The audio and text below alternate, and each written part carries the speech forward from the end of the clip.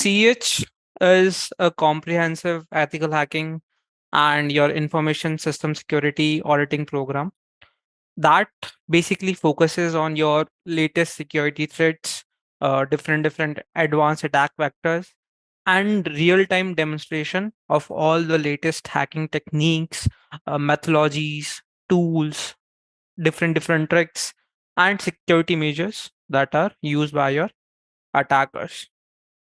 So when we say CEH, there are two types of exams. If I talk about your exam, one is your CEH version 12 theoretical. Okay.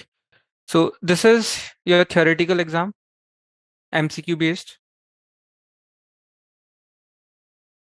Exam code is 305. Number of questions you will be getting 120, all MCQ based. Okay. And duration is 4 hours. Then we have CEH practical. Okay. Now in practical, the duration is 6 hours and you will be getting 20 challenges. Out of these 20 challenges, you have to score 70% to pass the exam. It means 14 challenges you have to solve correctly in order to pass your practical exam. Now, what we'll do, our focus will be more on because if you know how to do the things practically, you can easily obtain your theoretical knowledge. Okay.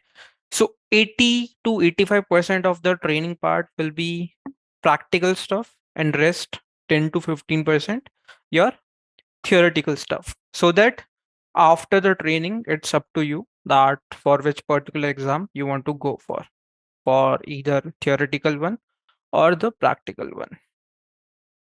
Now, this particular CEH program contains around 20 modules. So if you look at the master module program, so here you can see networking cybersecurity master program. It contains your subjects like CEH, CompTIA Security Plus, CYSA Plus, and Pentest Plus. Okay, so we will be starting with your CEH. So CEH consists of 20 modules. Around your CEH, you will be seeing 20 modules. So here we will be learning key issues with respect to your information security world, right? We will be learning about hacking methodologies, your different frameworks, information security controls, different security laws and standards. That will be part of your module number 1, introduction to ethical hacking. Now, once we complete the introductory part, it means we have a basic knowledge related to information security and ethical hacking terms. Okay. Then from module 2, we will be starting with your real time. So when I say ethical hacking, it is divided into 5 stages. If I talk about your hacking methodology, it is divided into 5 stages. Footprinting basically means information gathering, your reconnaissance, gathering information about your target. So here we will be learning different methodologies, different techniques, different tools through which we can gather information about our target. Then we have scanning. Okay.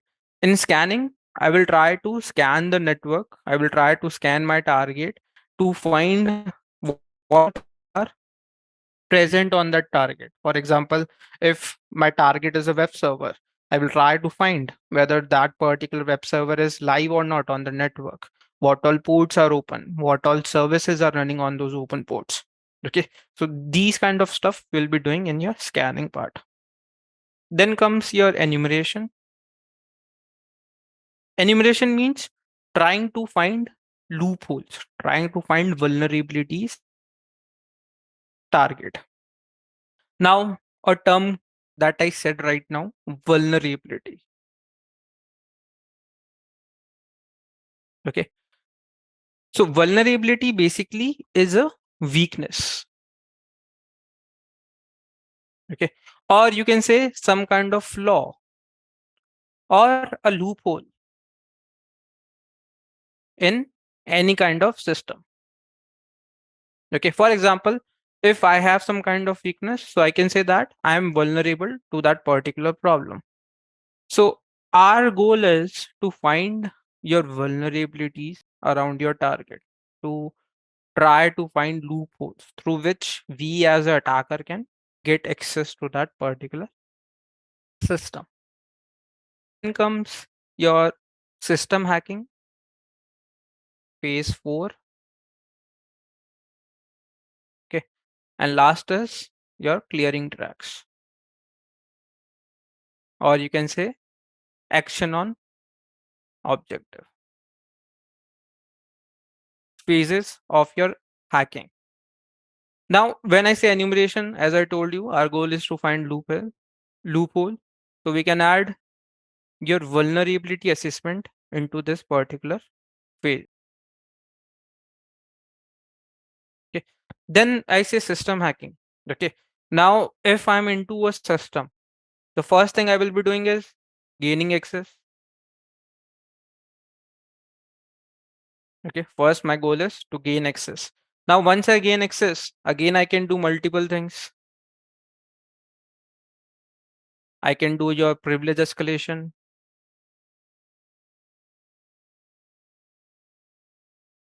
Okay. Privilege escalation means getting privileges of different users that are in your machine. For example, I'm logged into my laptop as a normal user. Okay. And someone got access to my account. So what he can do, he can try to gain admin access of my Windows environment. So that thing is called privilege escalation. Then I can add your maintaining the access,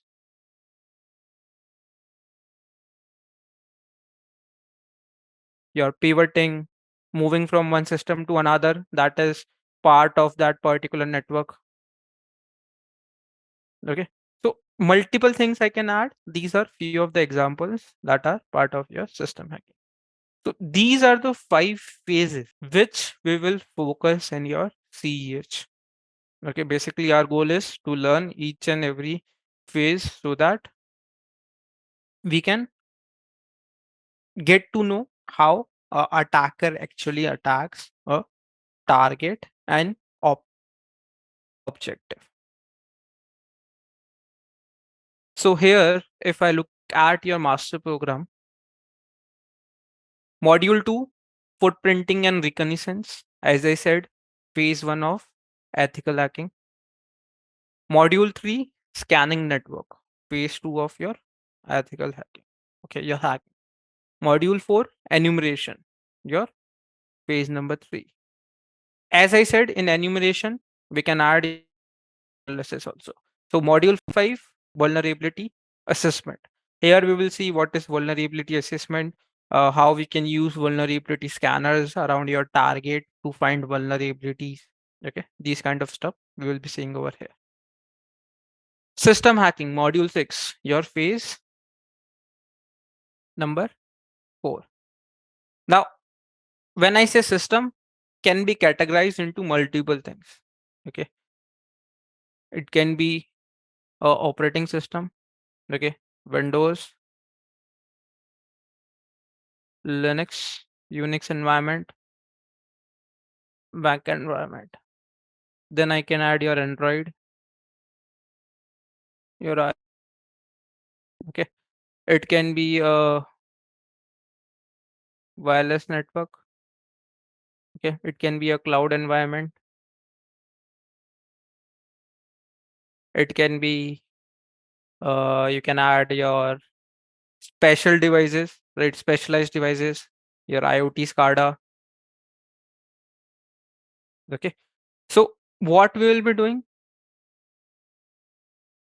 over all these things, all different types of attacks on these environments under your system hacking one.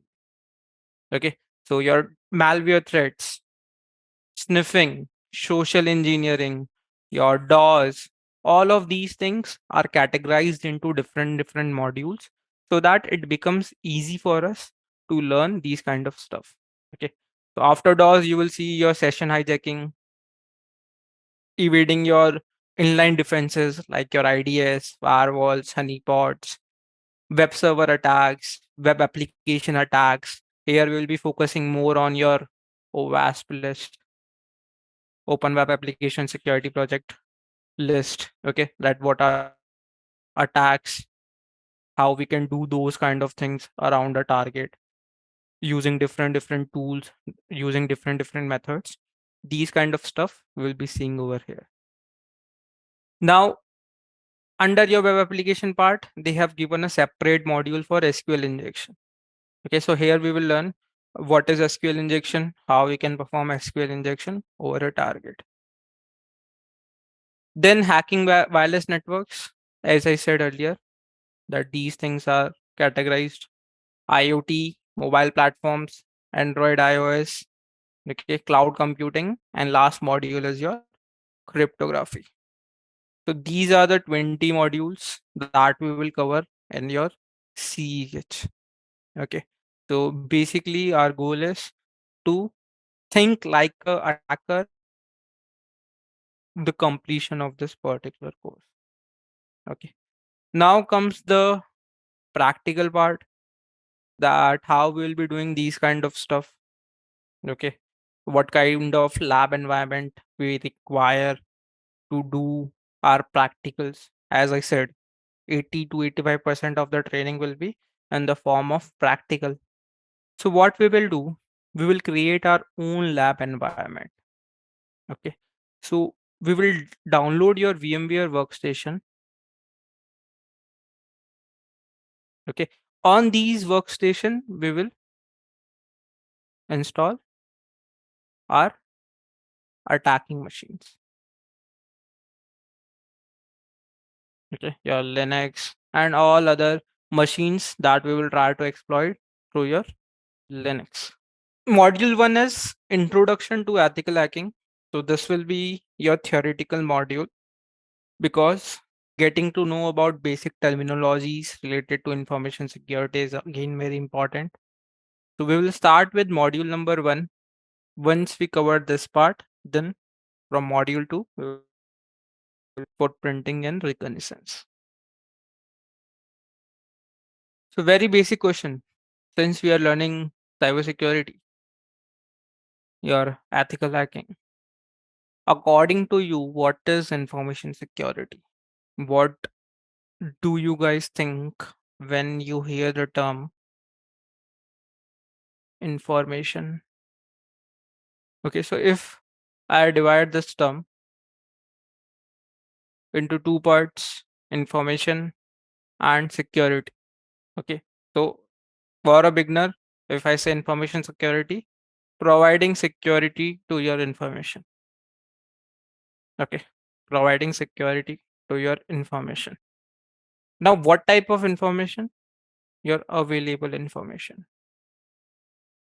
Whatever information is present around our organization, to that info we are providing your security.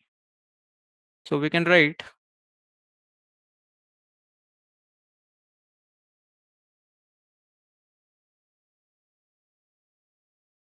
protecting your available information.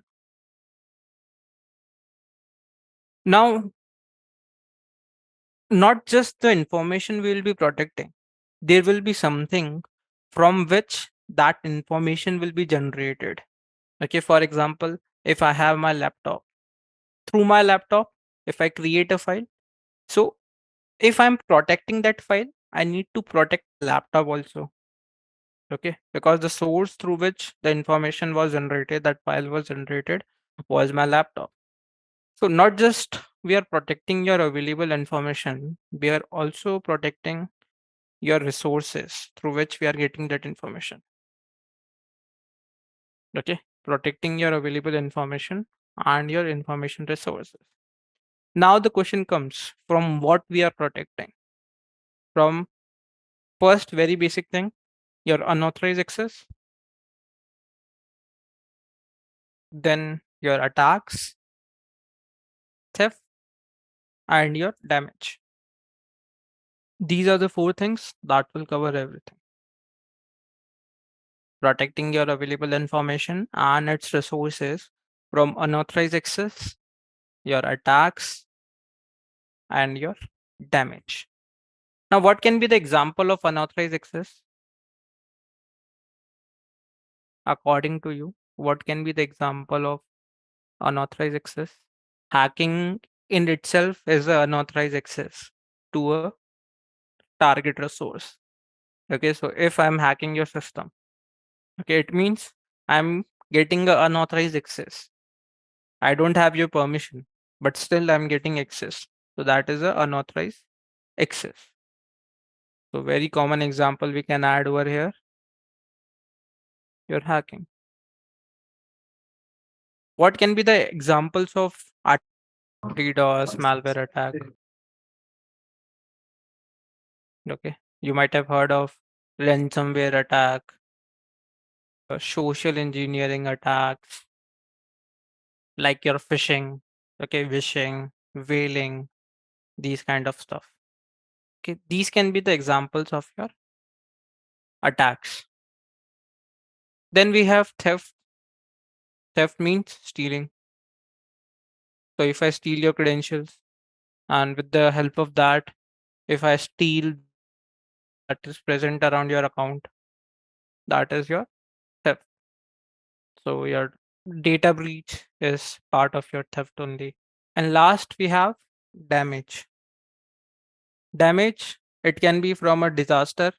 Okay, disaster can be natural or man-made, or sometimes with your data corruption also. Okay, data can be damaged. So these are few examples from which we are trying to protect our available information and its resources. That is information security to you. So there are few basic terminology that we should know.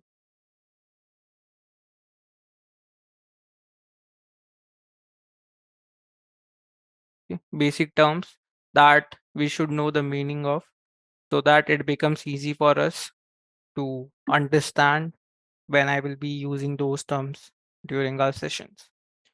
First one was your vulnerability. Okay, vulnerability means any kind of weakness or a flaw or a loophole in a system. Then we have exploit. Exploit, any kind of software code or a script or a application that can help me to take advantage of your vulnerability. Okay, that can help me to take advantage of the loophole that is present around your target. So exploit means taking advantage of a vulnerability. Then we have payload. See, exploit was helping me to take advantage of the vulnerability. Okay. Once I took the advantage, what all things I can do with that vulnerability, that will be solved with your payload. Okay. So payload, you can say any kind of data which will support your exploit. Okay. For example, let's say I want to get a backdoor access to a system. Now, once I get a backdoor access, I need a shell, okay, to get access of that machine, right, from my machine.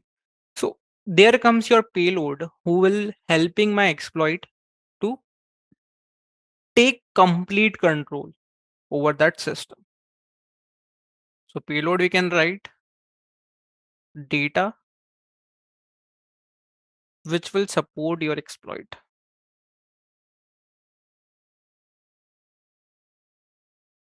That is your payload. Then very important thing, your asset, something that is very valuable to you. Okay, any object that is very valuable to you, that is your asset which holds some value for you. So asset can be of two type: tangible Tangible means something that you can touch, like your laptops, and intangible. Intangible means something that you cannot touch. For example, a file present in your laptop, data present in your laptop. These things you cannot, these are your intangible. Then we have threat. What is a threat? According to you, what is a threat? See, let's say right now, my laptop is my asset. Okay, because through the laptop only, I am taking this session. Now, right next to my laptop, there is a fully filled water bottle, and I don't have its cap on. Okay. Now, there is a chance that the water might spill on my laptop and it might change or it might damage my laptop. Okay. So, if my laptop is getting damaged, it will affect my working because through my laptop only I'm doing all my work. So threat means any kind of event that can change my asset value. Any event that can alter my asset value. That is a threat to me. Okay, so sometimes there might be some positive threats, but most of the times there will always be a negative threat. So here we can write any event, any event that can alter asset value. Okay, so let's say you bought a car. Okay. Now that car is acting as an asset for you because it is helping you to drive from one location to another. But you still don't know how to drive. Okay. So there is a positive threat to that also, that if I start learning and if I accidentally hit someone, I can damage that event can damage my car. Okay. That is a negative. And positive threat will be by keeping that thing in my mind, I was able to learn how to ride the car. Okay. Then we can add your another important term, risk. What is a risk according to you? Okay. You might have used this term a lot, not in your corporate life, but also in your real time. Okay. What is a risk according to you? If I'm using the data after an attack, that data will help me to identify how the attack took place firsthand. So how will that a risk to me?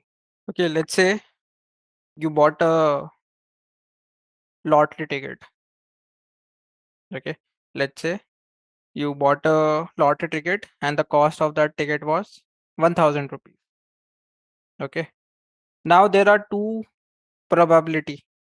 Either you will win or either you will lose.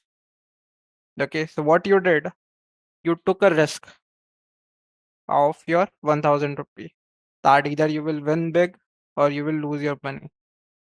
Okay. So risk is likelihood of an event to occur over your asset. Okay. Likelihood of an event. Likelihood means probability of an event to occur over your asset. That is a risk.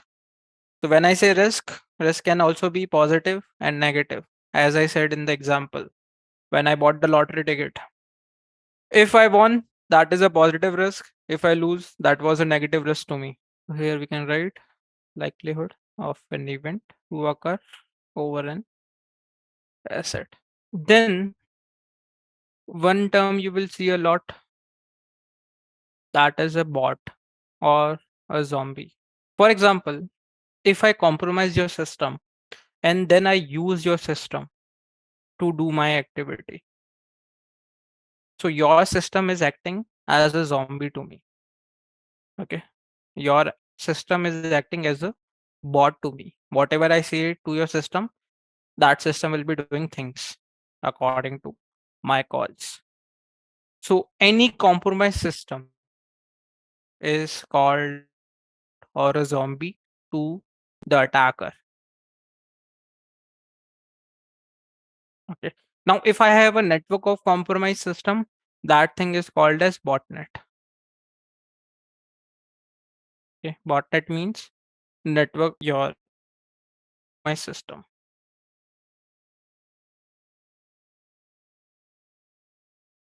For example, if I compromise Rajneesh, Masood, Deepak, Asad, these four systems, and I connect these four systems to create a separate network and then use that network to do a DOS server. So that complete network will be called as a botnet network to the attacker. Have you guys heard of zero-day vulnerability or zero-day attack? What is this zero-day vulnerability or attack? The loophole that is not known to anyone, that is not known to your developers, okay? That is not known to your security team. That is a zero-day vulnerability. If a attacker exploits that vulnerability and do a attack, that attack is called as attack. Okay. Famous example recently was your log4j. That was a zero-day vulnerability and attack situation. One more term we can add over here, PII. PII is personal identifiable information.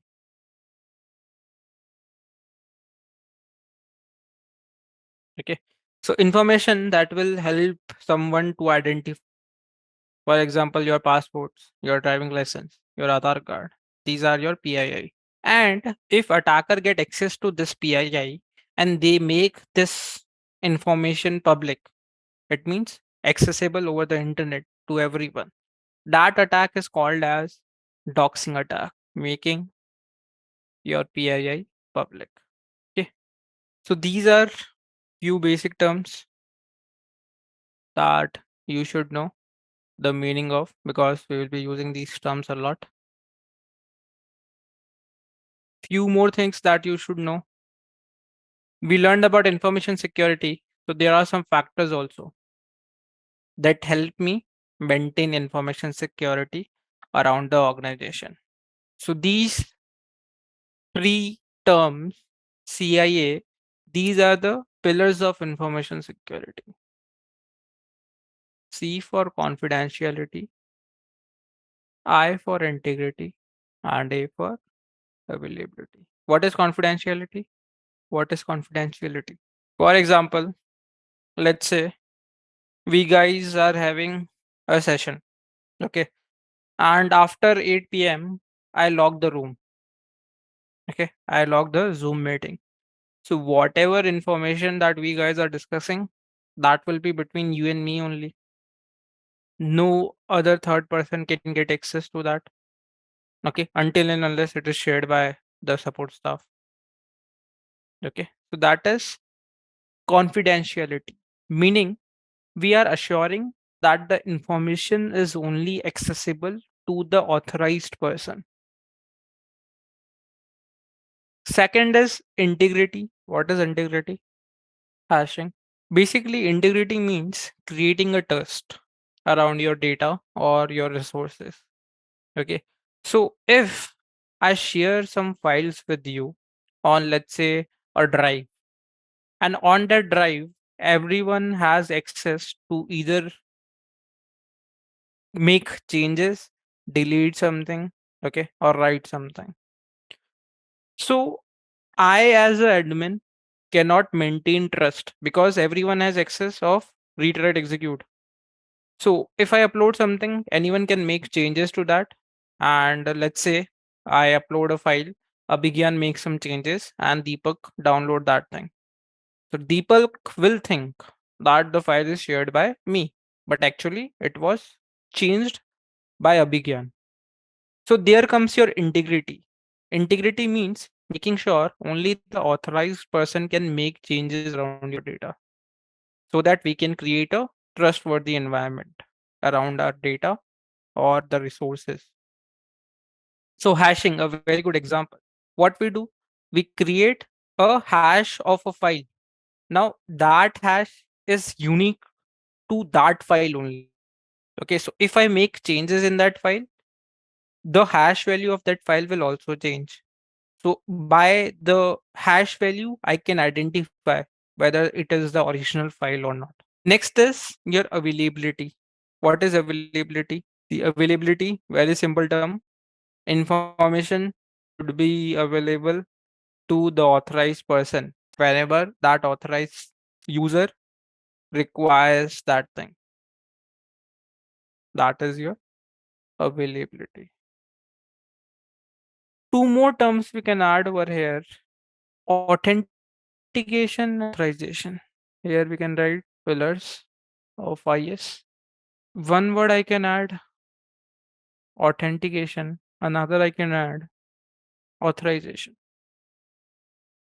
So, what is authentication? What is authorization? How can you define these two terms?